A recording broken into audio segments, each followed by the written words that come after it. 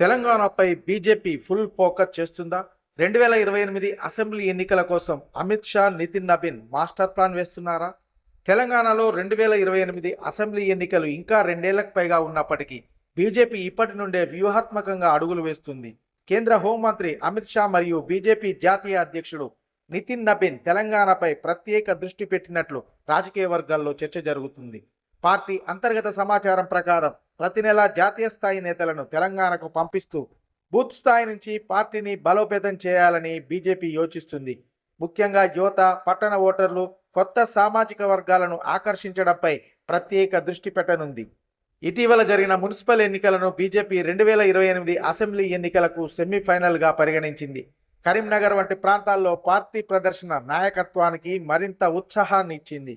రాబోయే రోజుల్లో ప్రధాని నరేంద్ర మోదీ, అమిత్ షా సహా పలువురు కేంద్ర నేతలు తెలంగాణలో తరచూ పర్యటించే అవకాశం ఉందని సమాచారం.